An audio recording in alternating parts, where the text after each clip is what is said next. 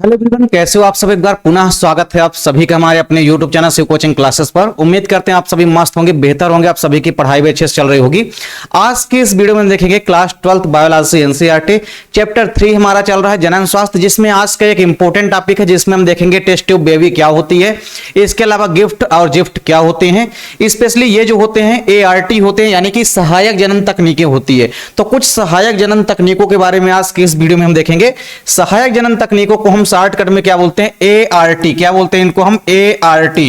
और ART का पूरा नाम क्या होता है, असिस्टेड रिप्रोडक्टिव टेक्नोलॉजी, यानी कि सहायक जनन तकनीकें। तो सहायक जनन तकनीकें, या इसको इंग्लिश में आप बोल सकते हैं असिस्टेड रिप्रोडक्टिव टेक्नोलॉजी। देखिए असिस्टेड रिप्रोडक्टिव टेक्नोलॉजी या सहायक जनन तकनीकें हैं क्या। देखिए आपने इसके पहले पढ़ा है बंध्यता या बांझपन क्या होता है। तो बांझपन आपने देखा है कि जब कुछ दंपतियों में लगातार संभोग होता है और उसके पश्चात भी उनको संतानोत्पत्ति की प्राप्ति नहीं हो पाती, अर्थात संतान की प्राप्ति नहीं हो पाती, इस क्रिया को हम बोलते थे बंध्यता यानी कि बांझपन। अब अगर मान लीजिए कोई महिला लगातार उपचार करवाती है, उसके बावजूद भी अगर संतानों की प्राप्ति नहीं हो पाती है, तो उनसे छुटकारा पाने के लिए क्या किया जाता है, कुछ ऐसी सहायक जनन तकनीकें विकसित की गई है जिनको हम बोलते हैं सहायक जनन तकनीकें। कुछ ऐसी तकनीकें विकसित की गई है जिन तकनीकों का उपयोग करके कोई भी महिला बंध्यता या बांझपन से छुटकारा पा सकती है, अर्थात उसको संतान की प्राप्ति हो सकती है। तो ऐसी कई सारी ART यानी कि असिस्टेड रिप्रोडक्टिव टेक्नोलॉजी विकसित की गई हैं जिन तकनीकों का उपयोग करके कोई भी महिला बंध्यता या बांझपन से बच सकती है और उसको संतान की प्राप्ति हो सकती है। तो ART एक विशेष प्रकार से आप कह सकते हैं तकनीकों का समूह है जिसके माध्यम से कोई महिला बंध्यता या बांझपन की स्थिति का शिकार है तो उसको भी संतान की प्राप्ति हो सकती है, उसके अंदर भी गर्भाधारण हो सकता है। तो ART में देखिए हम कई सारी तकनीकें पढ़ेंगे। सबसे पहले हम पढ़ेंगे टेस्ट ट्यूब बेबी यानी कि परख नली शिशु क्या होता है। इसके बाद हम पढ़ेंगे जिफ्ट और गिफ्ट क्या होता है। चलिए सबसे पहले हम बात करते हैं टेस्ट ट्यूब बेबी, जिसको कि हम बोलते हैं परख नली शिशु। परख नली शिशु की यदि बात करते हैं तो नाम से स्पष्ट है परख नली शिशु, यानी इस विधि में हम क्या करते हैं, सिंपल सी बात है, एक हम क्या लेते हैं, टेस्ट ट्यूब लेते हैं। क्या लेते हैं, एक हम टेस्ट ट्यूब लेते हैं। नॉर्मल सा एक हम क्या लेंगे, टेस्ट ट्यूब लेंगे। आप लोग टेस्ट ट्यूब देखे होंगे, इस प्रकार से एक टेस्ट ट्यूब होती है, आप लैब में अपने देखे होंगे। तो इस टेस्ट ट्यूब में हम क्या करते हैं, शुक्राणु और अंडाणु को आपस में लेते हैं। किसको, शुक्राणु और अंडाणु को आपस में कृत्रिम तरीके से बाहर निकालते हैं। मादा के अंडाशय से अंडाणु को बाहर निकालते हैं और मेल के वृषण यानी कि टेस्टिस से हम शुक्राणु को बाहर निकालते हैं। तो कृत्रिम तरीके से हम शुक्राणु और अंडाणु को बाहर निकालते हैं और इनको एक टेस्ट ट्यूब में लेकर के हम क्या करते हैं, निषेचन कराते हैं। तो आपको पता है कि जब हम मेल और फीमेल गैमेट को आपस में मिलाएंगे, यानी कि जब हम नर व मादा युग्मक को आपस में मिलाएंगे, तो नर युग्मक जब किसके साथ मिलता है, मादा युग्मक के साथ मिलता है, तो नर जो है मादा युग्मक के साथ जब मिलता है तो ये क्या बनाता है, एक द्विगुणित जाइगोट का निर्माण करता है। किसका निर्माण करता है, एक डिप्लॉयड जाइगोट का निर्माण करता है। और ये डिप्लॉयड जाइगोट में क्या होता है, लगातार समसूत्री विभाजन होता है, जिसमें क्या होता है, समसूत्री विभाजन के परिणाम स्वरूप 32 कोशिकीय अवस्था वाला एक भ्रूण बन जाता है, जिसको क्या हम बोलते हैं, ब्लास्टोसिस्ट बोलते हैं। क्या बोलते हैं, जिसको हम ब्लास्टोसिस्ट। यानी सिंपल सी बात है, इस विधि में हम कृत्रिम तरीके से क्या करेंगे, अंडाणु और शुक्राणु को बाहर निकालेंगे और उसको एक किसी टेस्ट ट्यूब यानी कि परख नली में लेते हैं और दोनों को आपस में मिलाते हैं, यानी कि निषेचन कराते हैं। तो निषेचन के बाद आपको पता है कि क्या होता है, निषेचन के बाद एक डिप्लॉयड संरचना बनती है जिसे हम बोलते हैं जाइगोट यानी कि युग्मनज। और इस युग्मनज में लगातार माइटोसिस डिवीजन होता है, यानी कि लगातार समसूत्री विभाजन होता है। तो लगातार समसूत्री विभाजन के कारण क्या होता है, जाइगोट से एक 32 कोशिकीय अवस्था वाला भ्रूण बन जाता है। और इस 32 कोशिकीय अवस्था वाले भ्रूण को हम कहां रोपित कर देते हैं, किसी महिला के गर्भाशय में रोपित कर देते हैं, जिससे उसके आगे का विकास महिला के गर्भाशय में होता है और इस प्रकार से एक शिशु का निर्माण होता है जिसे हम बोलते हैं परख नली शिशु यानी कि टेस्ट ट्यूब बेबी। तो टेस्ट ट्यूब बेबी में सिंपल सा है कि कोई भी ऐसी स्त्री जो कि गर्भाधारण करने योग्य नहीं है, अर्थात ऐसी स्त्री जो कि गर्भाधारण में अयोग्य है, उन स्त्रियों के लिए इस टेस्ट ट्यूब बेबी तकनीक का उपयोग किया जाता है। इस तकनीक में क्या होता है, देखिए स्त्रियों से हम अनिषेचित अंडाणु को बाहर निकालते हैं और मेल से शुक्राणु को बाहर निकालते हैं और इनको एक परख नली में लेकर के हम क्या कराते हैं, निषेचन कराते हैं। निषेचन के बाद देखिए क्या होता है, जाइगोट बनता है और जाइगोट से फिर क्या बनेगा, समसूत्री विभाजन के कारण एक 32 कोशिका अवस्था वाला भ्रूण बनेगा जिसे हम क्या बोलते हैं, that is known as blastocyst. तो इसे हम ब्लास्टोसिस्ट कहते हैं। तो इस ब्लास्टोसिस्ट को यानी 32 कोशिका वाला जो हमारा भ्रूण बना है, इस 32 कोशिका वाले भ्रूण को हम क्या करेंगे, मादा के गर्भाशय में ले जाकर के स्थापित करा देंगे और फिर इसके आगे का डेवलपमेंट या विकास मादा के गर्भाशय के अंदर होता है और इसके माध्यम से एक शिशु का निर्माण होता है जिसे हम बोलते हैं टेस्ट ट्यूब बेबी यानी कि परख नली शिशु। तो सिंपल सा फंडा है कि ऐसी स्त्रियां जो कि गर्भाधारण नहीं कर सकती हैं उनके लिए यह तकनीक या टेक्नोलॉजी अपनाई जाती है। इस विधि में हम क्या करते हैं, शुक्राणु और अंडाणु को आर्टिफिशियल तरीके से बाहर निकालते हैं और उनको एक परख नली यानी कि टेस्ट ट्यूब में लेकर के निषेचन कराते हैं, यानी कि आपस में मिलाते हैं, जिसके परिणाम स्वरूप एक जाइगोट बनता है। डिप्लॉइड संरचना होती है जाइगोट में आपको पता है लगातार माइटोसिस डिवीजन होता है, यानी कि समसूत्री विभाजन होता है, जिसके थ्रू आप देखेंगे क्या होता है, जाइगोट से अब क्या बनता है, एम्ब्रियो डेवलप होता है, यानी कि भ्रूण बनता है। तो जब लगातार समसूत्री विभाजन होगा तो एक 32 कोशिका अवस्था वाला भ्रूण बन जाएगा।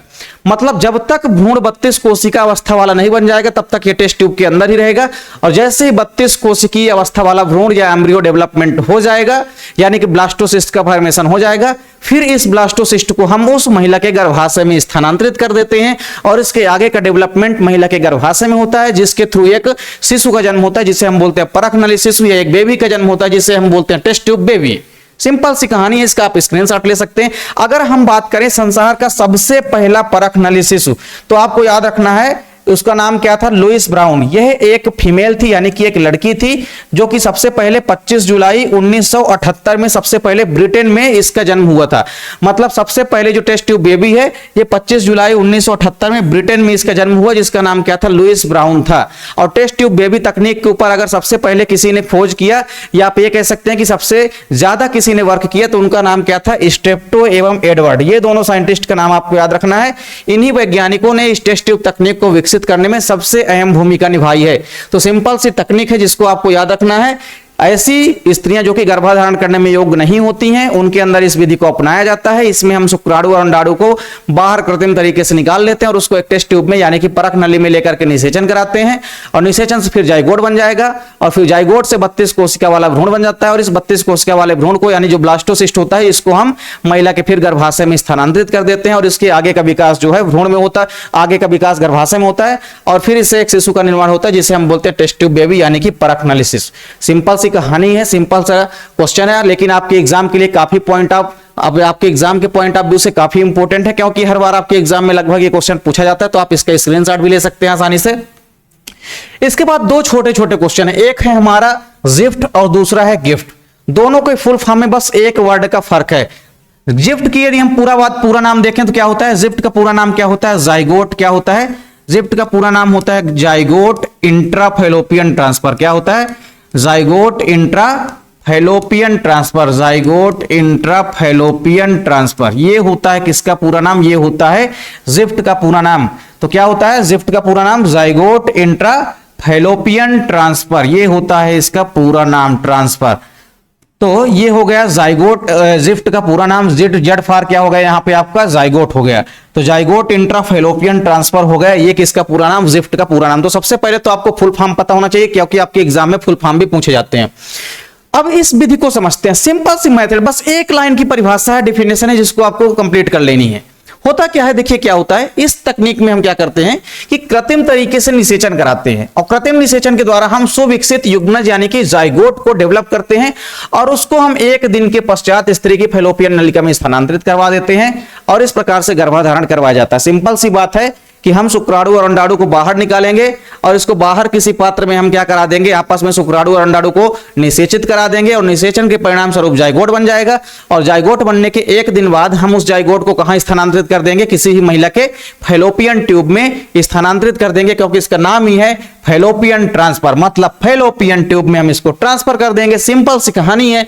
तो हम क्या करेंगे, कृत्रिम तरीके से मेल और फीमेल गैमेट को यानी कि नर और मादा युग्मक को आपस में मिलाएंगे, यानी कि निषेचन कराएंगे कि बाहर किसी पात्र में, और उसको जब तक युग्मनज नहीं बन जाएगा, जाइगोट नहीं बन जाएगा, और जब जाइगोट बन जाएगा तो उसके एक दिन के बाद हम उस जाइगोट को कहां स्थानांतरित करवा देंगे, किसी भी स्त्री या महिला की फैलोपियन नलिका में स्थानांतरित करवा देते हैं, और इस प्रकार महिला के अंदर गर्भाधारण करवाया जा सकता है। तो जिफ्ट भी एक ऐसी तकनीक है जो कि वंध्यता या बांझपन से छुटकारा पाने के लिए एक कारगर तकनीक है, जिसकी सहायता से कोई भी महिला वंध्यता या बांझपन से बच सकती है। फिर है एक गिफ्ट, ये भी काफी इंपॉर्टेंट क्वेश्चन है, आपके एग्जाम में यहां से क्वेश्चन कई बार पूछे जाते हैं। गिफ्ट का सबसे पहले तो फुल फॉर्म यानी कि पूरा नाम पूछा जाता है। तो जी फॉर यहां पे क्या हो जाएगा, गैमीट। क्या हो जाएगा, गैमीट। तो गैमीट इंट्राफैलोपियन ट्रांसफर। क्या हो जाएगा, गैमीट इंट्राफैलोपियन ट्रांसफर। तो आपको याद रखना है गैमीट इंट्राफैलोपियन ट्रांसफर। अब गैमीट को ही हम क्या कर देंगे, फैलोपियन ट्यूब के अंदर ट्रांसफर करवा देंगे, तो उसे हम बोलेंगे गैमीट इंट्राफैलोपियन ट्रांसफर। हम जाइगोट को अगर फैलोपियन ट्यूब के अंदर ट्रांसफर करा रहे थे तो उसको हम क्या बोलते थे, जाइगोट इंट्राफैलोपियन ट्रांसफर। अब इसमें अगर हम गैमीट को ही क्या करा देंगे, फैलोपियन ट्यूब के अंदर ट्रांसफर करवा देंगे, तो उसे हम बोलेंगे गैमीट इंट्राफैलोपियन ट्रांसफर। तो ये चीज आपको ध्यान में रखना है। इसमें सिंपल सी कहानी है कि हम शुक्राणु और अंडाणु को यानी कि नर और मादा युग्मक को कृत्रिम तरीके से बाहर निकालेंगे और बाहर निकालने के पश्चात फिर से इस नर व मादा युग्मक को हम किसी भी फीमेल के अंडवाहिनी नलिका में स्थानांतरित करवा देंगे और उसके अंदर निषेचन की प्रक्रिया होगी, जिससे कि क्या बन जाएगा, जाइगोट बन जाएगा और पूरा का पूरा डेवलपमेंट महिला के अंदर फिर गर्भाशय में होगा और इस प्रकार से शिशु का डेवलपमेंट होगा। सिंपल सी कहानी है कि गिफ्ट का मतलब क्या होता है, गैमीट इंट्राफैलोपियन ट्रांसफर। गैमीट को कृत्रिम तरीके से बाहर निकालेंगे, मेल और फीमेल गैमीट को यानी कि नर व मादा युग्मक को, और इनको हम फिर से फैलोपियन ट्यूब के अंदर ट्रांसफर करवा देंगे। सिंपल सी बात है कि हम गैमीट को कहां ट्रांसफर करा रहे हैं, फैलोपियन ट्यूब के अंदर।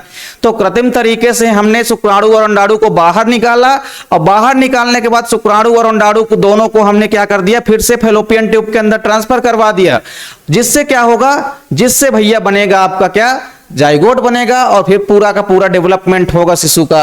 तो इस प्रकार से अगर गैमेट को हम फैलोपियन ट्यूब के अंदर ट्रांसफर करवाते हैं तो इस प्रक्रिया को हम बोलते हैं गिफ्ट यानी कि गैमेट इंट्रा फैलोपियन ट्रांसफर। तो आप देख सकते हैं कि इस विधि में शुक्राणु और अंडाणु दोनों को हम प्राप्त कर लेते हैं और उसे फैलोपियन नलिका में ही स्थानांतरित कर देते हैं तथा फैलोपियन नलिका में ही निषेचन की क्रिया पूर्ण होती है। तो सिंपल सी बात है कि जब हम मेल और फीमेल गैमेट को फैलोपियन ट्यूब के अंदर ट्रांसफर करवा देंगे तो आपको पता है फैलोपियन ट्यूब के अंदर ही किसी भी फीमेल के अंदर निषेचन की प्रक्रिया होती है, तो वहां पे निषेचन होगा, फिर धीरे धीरे पूरे के पूरे भ्रूण का डेवलपमेंट होगा। तो इस प्रकार से शिशु का निर्माण हो जाएगा यानी कि महिला के अंदर गर्भाधारण हो जाएगा। तो इन तकनीकों का सहयोग लेकर के यानी कि इन तकनीकों का उपयोग करके कोई भी महिला वंध्यता या बांझपन से बच सकती है, उसको गर्भाधारण कराया जा सकता है इन तकनीकों का उपयोग करके, या कि कोई भी महिला इन तकनीकों का प्रयोग अगर करती है तो हद तक उसको संतानोत्पत्ति की संभावना बढ़ जाती है और डेफिनेट रूप से उनकी वंध्यता या बांझपन की जो समस्या है उससे उनको छुटकारा मिल जाती है। तो उम्मीद करता हूं वीडियो आपको पसंद आई होगी। आप स्क्रीनशॉट लेना चाहते हो तो इसका स्क्रीनशॉट भी ले सकते हैं, इसके अलावा आप टेस्ट ट्यूब बेबी का भी स्क्रीनशॉट ले सकते हैं। तो उम्मीद करता हूं कि आपको वीडियो पसंद आई होगी। वीडियो अगर अच्छी लगे तो लाइक कमेंट जरूर किया करिए, साथ ही साथ दोस्तों के भी ज्यादा से ज्यादा वीडियो को शेयर करिए। अगर आप चैनल पर नए हैं तो चैनल को सब्सक्राइब जरूर कर ले। मिलते हैं आपसे नेक्स्ट वीडियो में, तब तक के लिए जय हिंद, वंदे मातरम।